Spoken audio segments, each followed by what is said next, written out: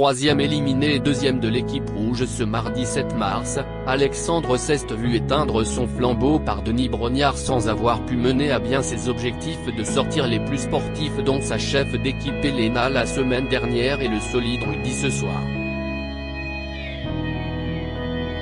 Pour Télé Loisirs, il revient sur son aventure. Le responsable logistique de 34 ans n'aura pas pu aller au bout de ses ambitions. Au terme de ce troisième épisode de Koh-Lanta, le feu sacré diffusé ce mardi 7 mars, Alexandre le stratège a dû quitter le jeu d'aventure présenté par Denis Brognard avec 4 votes contre lui dont celui de l'une de ses alliées. S'il n'est pas trop déçu car c'était que du kiff et que le rendu correspond bien à ce qu'il a vécu, le stratège des Tinago revient pour Télé Loisirs sur son aventure un peu courte et promet de continuer à commenter l'émission sur ses réseaux sociaux. Je n'ai jamais menti sur le fait d'être manipulateur Télé Loisirs, cela faisait 5 ans que vous postuliez chaque année à Koh-Lanta et enfin vous êtes pris. Alexandre, oui et je n'avais jamais eu aucune réponse. Cette année j'ai réussi à tout faire. Un vrai travail parce qu'à chaque fois on se remet en question sur son courrier pour comprendre ce qui ne va pas, sortir un peu du lot et être repéré. J'ai toujours misé sur le côté stratège. Vous l'êtes aussi dans la vie ? Je n'ai jamais menti sur le fait d'être manipulateur, que ce soit dans la vie de tous les jours ou même sur un terrain de foot. Je peux mettre des coups de ballon pour gagner un peu de temps et faire de l'anti-jeu. Ça me fait rigoler et ça fait marrer mes potes. Est-ce parce que vous n'êtes pas sportif que la stratégie était votre seule alternative ? Si, je suis sportif, mais moins qu'un Nicolas par exemple. Comme on a pu le voir assez rapidement.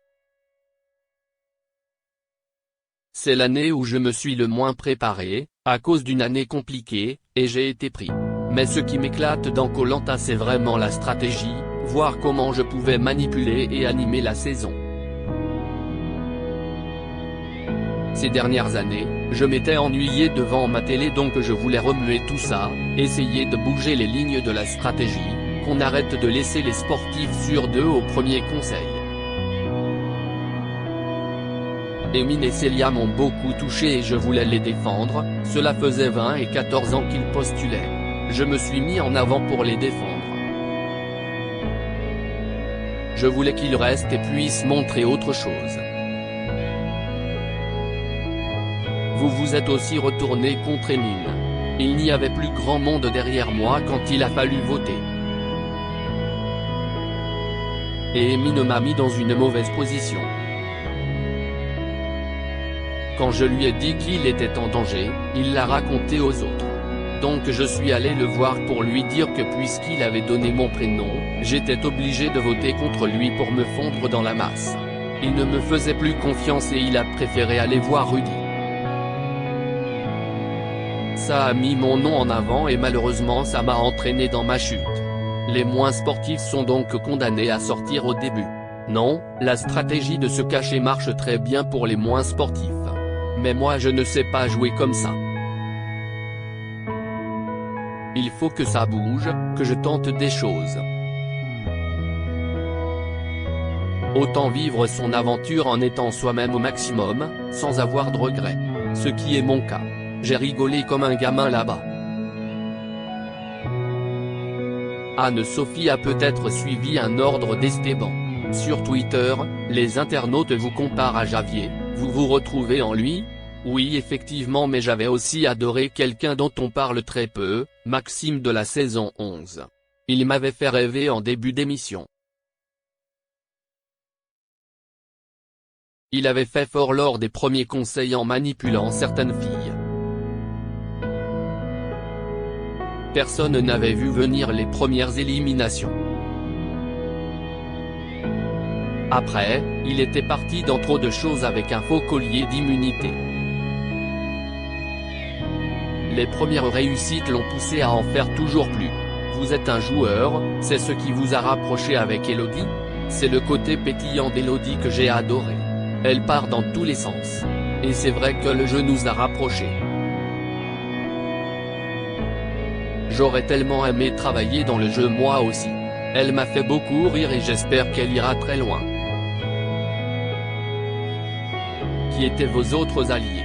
En plus d'Elodie, je pensais vraiment pouvoir compter sur Anne-Sophie, proche de moi depuis le début. Elle était ma plus grosse surprise dans ces votes, je m'attendais à ce qu'elle soit avec moi.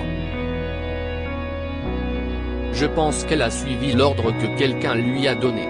Peut-être d'Esteban dont elle était très proche mais je ne le sais pas. J'avais aussi réussi à rallier Christine dans ma prochaine stratégie. Elle n'est jamais revenue vers moi pour me dire qu'elle avait changé d'avis. On avait donc notre alliance de 4 pour sortir Rudy et c'est là que j'ai relâché un peu la stratégie. Je savais aussi que Julie ne voterait pas contre moi mais je ne savais pas contre qui. C'est vraiment le vote d'Anne-Sophie qui fait mal. On aurait pu être 3 à avoir 3 votes, ça aurait pu être énorme. Je rejouerais exactement à l'identique si vous aviez voté contre Elodie, vous auriez été à égalité de voix, et donc vous auriez eu droit au tirage au sort. Elodie n'étant pas très chanceuse jusque-là avec les boules noires. Rire. Avant d'aller à la boule noire, souvent il y a un second vote et elle aurait eu l'avantage à 5 contre 4, cela n'aurait servi à rien. Et puis je serais passé à ses yeux pour un traître. J'avais déjà fait le coup à Emine mais avec elle je ne pouvais pas.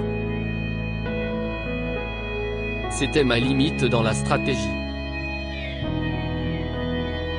Mais si vous aviez été sûr d'aller au tirage au sort directement, ah oui dans ce cas-là, j'aurais peut-être tenté de voter contre elle au premier tour. Avez-vous été stratège trop tôt? Peut-être mais sur cette saison, je rejouerai exactement à l'identique. J'ai défendu mes convictions, j'ai fait se poser des questions à des gens. On vient me dire, ah c'est super, on a l'impression d'être dans Survivor.